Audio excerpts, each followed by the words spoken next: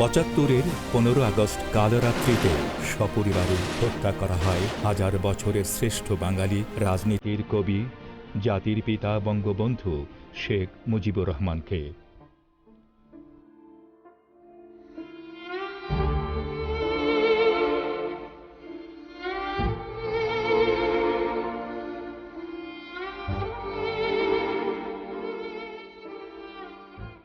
আল্লাহর অশেষ রহমতে সেদিন বিদেশে থাকায় রক্ষা পেয়েছিলেন জাতির পিতার দুই কন্যা শেখ হাসিনা ও শেখ রেহানা।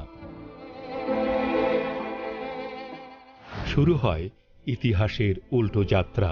বাংলাদেশ যেন প্রবেশ করে এক অন্ধকার যুগে। ৩০ লক্ষ শহীদের রক্তাক্ত মানচিত্র জুড়ে শুধুই যুদ্ধাপরাধী ঘাতকদের আস্ফালন। ভুলণ্ঠিত হয় মুক্তিযুদ্ধের চেতনা, হরণ করা হয় মানুষের সাংবিধানিক ও গণতান্ত্রিক অধিকার। এমনি এক প্রেক্ষাপটে স্বৈরশাসকের রক্তচক্ষুকে উপেক্ষা করে, মৃত্যু ভয়কে তুচ্ছ করে ১৯৮১ সালের ১৭ মে প্রিয় স্বদেশের মাটিতে ফিরে আসেন জাতির পিতার কন্যা জননেত্রী শেখ হাসিনা।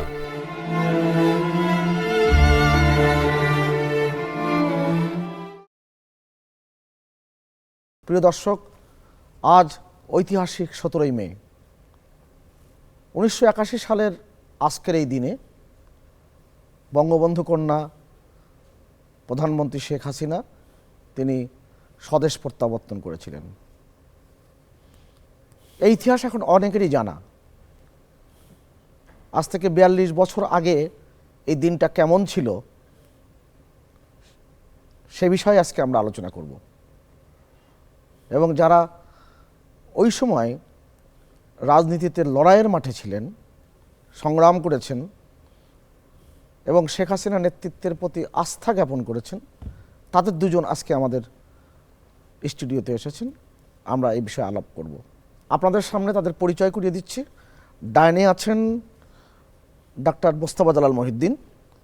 তিনি বাংলাদেশ আওয়ামী লীগের প্রেসিডিয়ামের সদস্য এবং বাংলাদেশ মেডিকেল অ্যাসোসিয়েশনের সভাপতি, বাংলাদেশ ছাত্রলীগের সাবেক সভাপতি। এবং তারপরেই আছেন জনাব আহমেদ হোসেন, তিনি বাংলাদেশ আওয়ামী লীগের সাংগঠনিক সম্পাদক।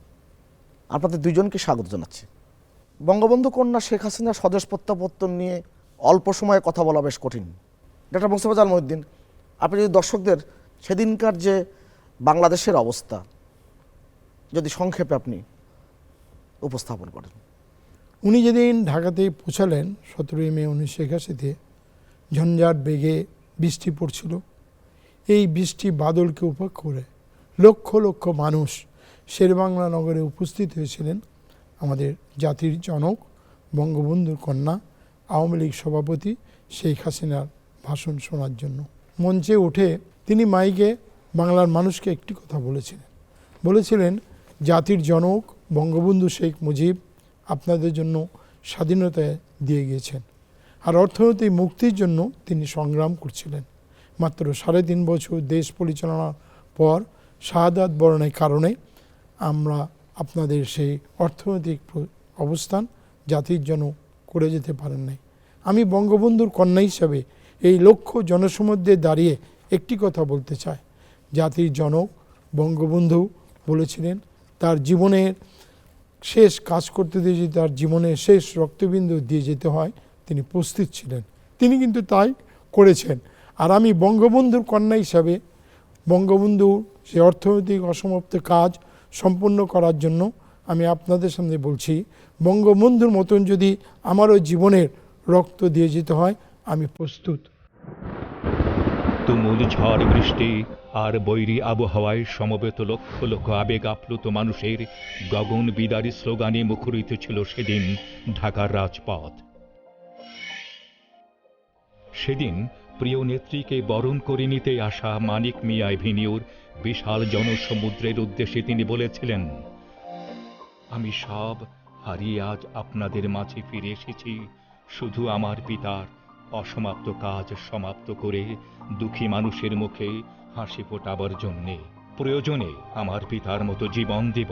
সেদিন তার এই দীপ্তোচ্চারণ প্রতিটি মানুষের মাঝে এই প্রত্যয়টি গেঁথে দিয়েছিল যে সকল অন্ধকারকে বিদীর্ণ করে, সকল প্রতিকূলতাকে জয় করে আমরা এগিয়ে যাব সম্মুখের বাণী। আজ থেকে 42 বছর আগে বঙ্গবন্ধু কন্যা শেখ হাসিনা যখন দেশে ফিরে এসেছিলেন, তখন দেশের অবস্থা খুবই ভয়ঙ্কর ছিল। তার 5 দিন আগে, অর্থাৎ 11ই মে 1981 সালে, আন্তর্জাতিক খ্যাতিসম্পন্ন পত্রিকা নিউজউইক তাদের বক্স আইটেমে বঙ্গবন্ধু কন্যার সাক্ষাৎকার ছাপিয়েছিলেন এবং তাকে জিজ্ঞেস করেছিলেন যে আপনি বাংলাদেশে এত বিপদ থাকার পরেও কেন যাচ্ছেন, আপনার যে কোনো মুহূর্তে বিপদ হতে পারে। বঙ্গবন্ধু কন্যা উত্তর দিয়েছিলেন, আমি বিপদ জেনেই বাংলাদেশে যাচ্ছি, আর মহৎ কাজ করতে গেলে ঝুঁকি নিতেই হয়। বঙ্গবন্ধুর আদর্শের একজন কর্মী হিসেবে তার অসমাপ্ত কাজের সম্পন্ন করার এক দায়িত্ব আমার উপরে আছে, আমি সেই কাজ করবার জন্য যাচ্ছি। এই নতুন পথ চলায় শুরু হলো অন্যরকম সংগ্রাম। স্বাধীন স্বদেশে মুক্তিযুদ্ধের চেতনা প্রতিষ্ঠার সংগ্রাম, মানুষের অধিকার প্রতিষ্ঠার সংগ্রাম, গণতান্ত্রিক অধিকার আদায়ের সংগ্রামে অগ্রসেনানী জননেত্রী শেখ হাসিনা। বারবার তার উপর আঘাত এসেছে, বারবার তাকে হত্যার চেষ্টা হয়েছে, গ্রেপ্তার করা হয়েছে। তারপরও দমন, নিপীড়ন, শত ষড়যন্ত্র কোনো কিছুই এক চুলো নাড়াতে পারেনি নির্মোহ শঙ্কাহীন অকুতভয় জননেত্রী শেখ হাসিনাকে আপন প্রতিজ্ঞা থেকে। আহমদ হোসেন 1981 সালের 17ই মে তিনি তার বক্তৃতায় যে কথাগুলো বলেছিলেন, তার মধ্যে একটি কথা খুব গুরুত্বপূর্ণ কথা ছিল, বাংলার মানুষের পাশে থেকে মুক্তির সংগ্রামে অংশ নেওয়ার জন্য আমি এসেছি। আমি আওয়ামী লীগের সভানেত্রী হওয়ার জন্য আসিনি। আপনাদের বোন হিসেবে, মেয়ে হিসেবে, বঙ্গবন্ধুর আদর্শের বিশ্বাসী আওয়ামী লীগের একজন কর্মী হিসেবে আমি আপনাদের পাশে থাকতে চাই। 42 বছর ধরে তিনি লড়ছেন, বারবার মৃত্যুর মুখোমুখি হয়েছেন। আমি আপনার কথা প্রসঙ্গে বলতে চাচ্ছি যে আপনি বলেছেন যে বিপদ জেনেও এসেছিলেন, বিপদ জেনেও এসেছিলেন বিপদকে জয় করার জন্য। আজকে যদি আমি বলি, সেই বিপদকে জয় করে তিনি ইতিহাস সৃষ্টি করেছেন এবং আমাদের সেই ইতিহাসে দুটো স্বদেশ প্রত্যাবর্তন হয়েছে। বঙ্গবন্ধু এসেছেন 10 জানুয়ারি 72 সন, আর বঙ্গবন্ধু কন্যা আজকের প্রধানমন্ত্রী শেখ হাসিনা এসেছেন 81 সনের 17ই মে। দুটোই কিন্তু স্বদেশ প্রত্যাবর্তন, দুটোর মাত্রা ভিন্ন, দুটোর মাঝে আবেগ ছিল। একটা আবেগের মধ্যে আনন্দ ছিল, বঙ্গবন্ধু আসলেন তার মুক্ত স্বাধীন বাংলাদেশের মাটিতে। আর 17ই মে 1981 সন, সেদিন তো প্রচণ্ড আবেগ ছিল। তিনি রেখে গিয়েছিলেন পিতাকে, মাকে, ভাইদেরকে রেখে গিয়েছিলেন। বঙ্গবন্ধুবিহীন বাংলাদেশে আসছেন, তার মা নেই, ভাই নেই, সব পরিবারকে শেষ করে দেওয়া হয়েছে। তিনি আসছেন রিক্ত হাতে। তিনি এসে দাঁড়ালেন বঙ্গবন্ধু কন্যা শেখ হাসিনার আগমনে, প্রত্যাবর্তনে সারা দেশের মানুষের মধ্যে আশা, উদ্দীপনা জেগেছিল। সেদিনের স্বদেশ প্রত্যাবর্তনের মধ্য দিয়ে তিনি যে ইতিহাসের প্রয়োজনে বঙ্গবন্ধু কন্যা শেখ হাসিনা আওয়ামী লীগের সভাপতি হয়েছিলেন ইতিহাস সৃষ্টি করার জন্য। আজকে সেই ইতিহাস তিনি সৃষ্টি করেছেন। বঙ্গবন্ধু যেমন স্বাধীন বাংলাদেশ নির্মাণ করেছেন, স্ট্রাগলের মধ্য দিয়ে ফাঁসির মঞ্চে দাঁড়িয়েছেন, বঙ্গবন্ধু কন্যা শেখ হাসিনা বুলেটের সামনে দাঁড়িয়েছেন, খুনিদের সামনে দাঁড়িয়েছেন স্বাধীন বাংলাদেশে বঙ্গবন্ধুর স্বপ্নকে বাস্তবায়ন করার জন্য। একবার নয়, দুইবার নয়, 19 বার মৃত্যুর মুখে দাঁড়িয়েছেন। তিনি সেখান থেকে ফিরে এসেছেন। এই যে no risk no gain, leadership comes through sufferings, Bangabandhu বলেছেন। তিনি ঝুঁকি নিয়েছেন, এক্সট্রিম ঝুঁকি নিয়েছেন। ঝুঁকি শুধু নয়, এক্সট্রিম ঝুঁকি নিয়েছেন।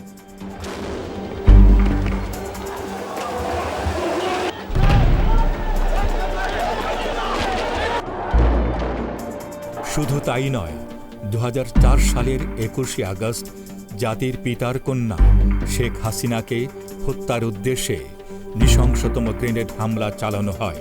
আল্লাহর রহমত ও জনগণের ভালোবাসায় রক্ষা পান তিনি।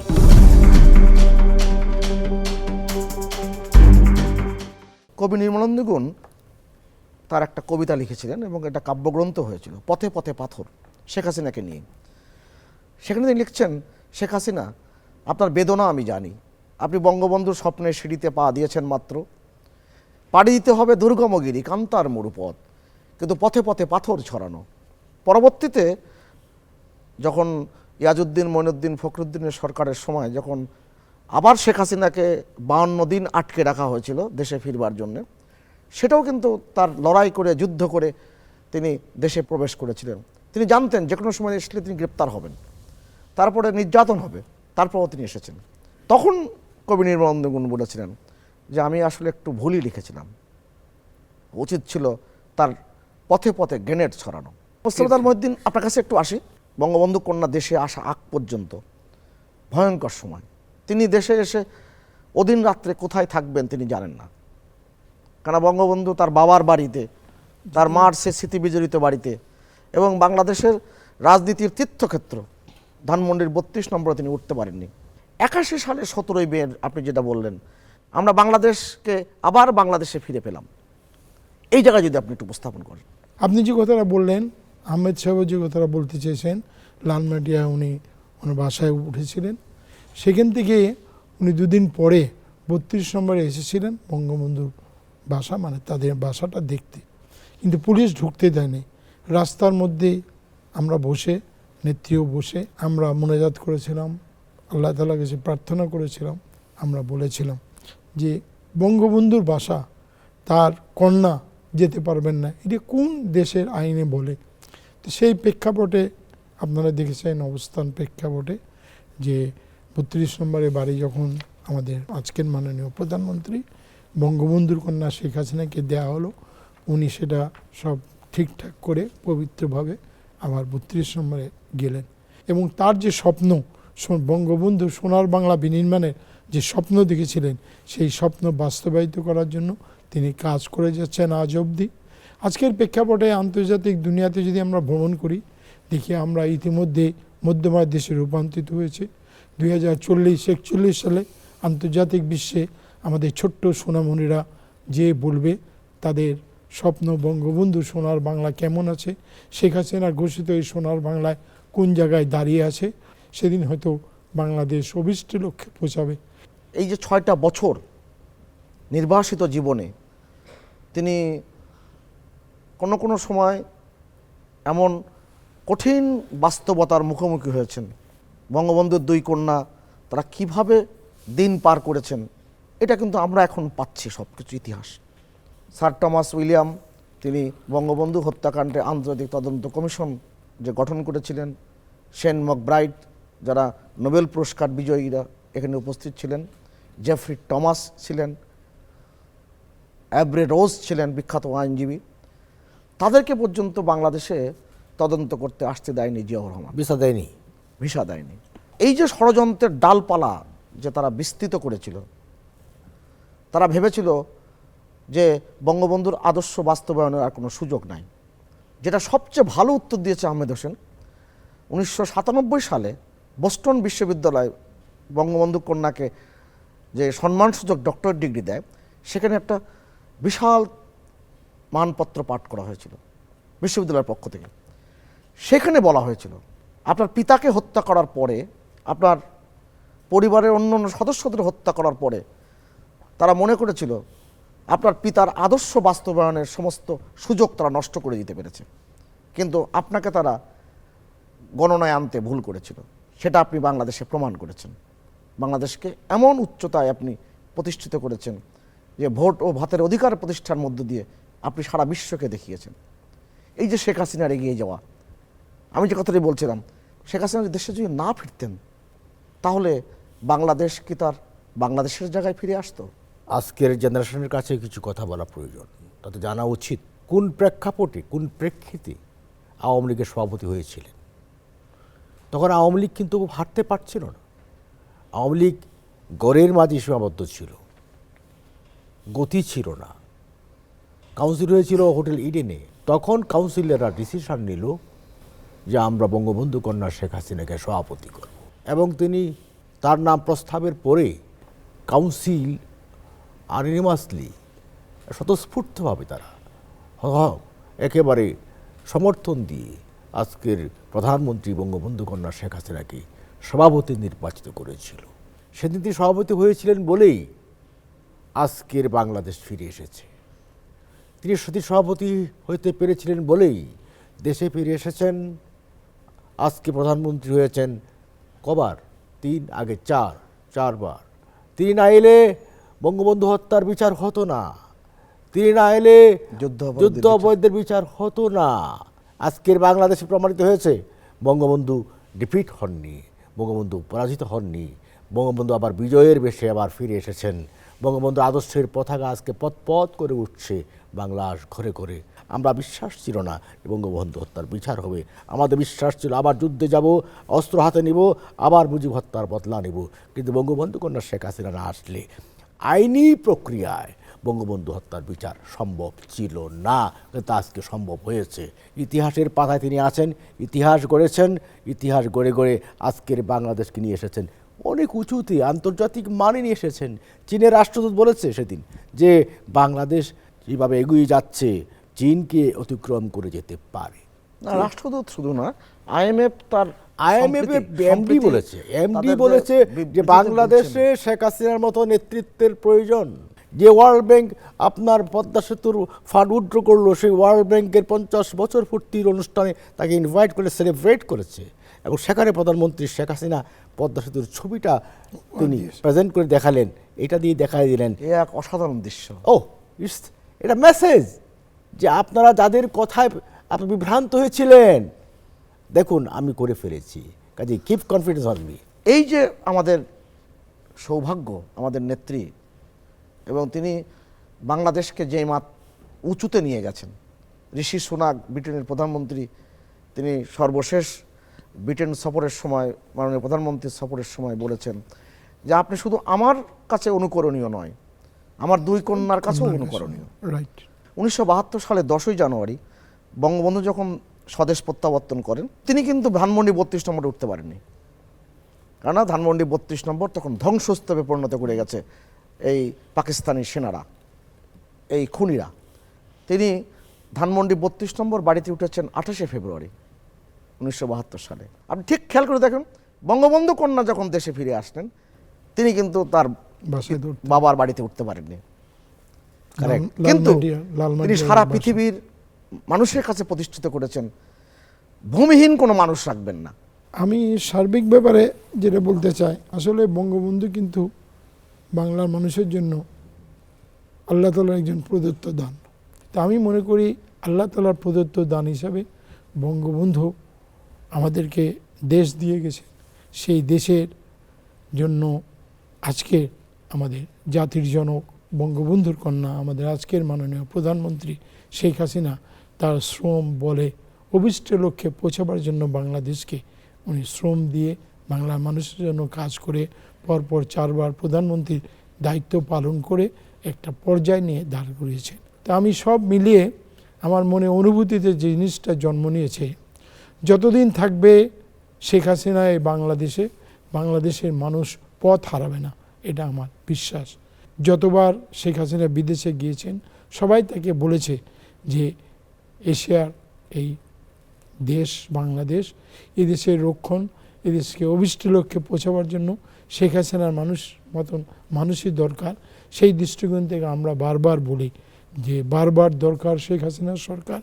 বাংলার মানুষ এটা উপলব্ধি করে, এবং আমি এটা বিশ্বাস করি আর বেশি দিন নয়, হয়তো কিছুদিন পর দেশে সাধারণ নির্বাচন অনুষ্ঠিত হবে। সেই নির্বাচনে বাংলার মানুষ আরেকবার শেখ হাসিনাকে বাংলার প্রধানমন্ত্রীর আসনে বসিয়ে বঙ্গবন্ধু স্বপ্ন সোনার বাংলা বিনির্মাণে কাজটি শেষ করবেন। তাহলে আন্তর্জাতিক বিশ্বে আর এশিয়ার দ্বার প্রান্তের এই ছোট্ট বাংলাদেশ আজকে অভিষ্ট লক্ষ্যে পৌঁছাবে।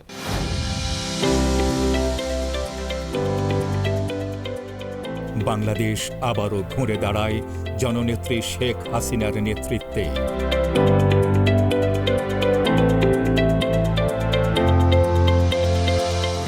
জনগণের ভালোবাসায় সিক্ত হয়ে 2008, 2014 ও 2018 সালে পরপর 3বার তিনি সরকার গঠন করেন। শুরু হয় ডিজিটাল বাংলাদেশ বিনির্মাণের নবতর যাত্রা। তার যুগান্তকারী নেতৃত্বে বাংলাদেশ আজ খাদ্য ঘাটতির দেশ থেকে খাদ্যে স্বয়ংসম্পূর্ণ দেশে পরিণত হয়েছে। ঘরে ঘরে বিদ্যুৎ পৌঁছে গেছে, প্রতিষ্ঠিত হয়েছে সমুদ্র সীমার উপর আমাদের সার্বভৌমত্ব। ডিজিটাল বাংলাদেশ আজ আর কল্পনা নয়, বাস্তবতা। নিজেদের অর্থায়নে স্বপ্নের পদ্মা সেতু। মাননীয় প্রধানমন্ত্রী শেখ হাসিনা যেন এক জাদুমন্ত্রে আমূল পাল্টে দিয়েছেন বাংলাদেশের চেহারাটাই। যে বাংলাদেশ ছিল অবহেলিত, দারিদ্র্যপীড়িত, যে বাংলাদেশকে নিয়ে পশ্চিমা বিশ্ব উপহাস করত তলাবিহীন চুরি বলে, জননেত্রী শেখ হাসিনার দূরদর্শী, সুদক্ষ, সৃজনশীল ও সাহসী নেতৃত্বের ফলে সেই দেশ আজ উন্নয়নের বিস্ময়কর রোল মডেল। করোনা ভাইরাস মহামারীর দুর্যোগ মোকাবেলাতেও তিনি স্থাপন করেছেন এক অনন্য দৃষ্টান্ত।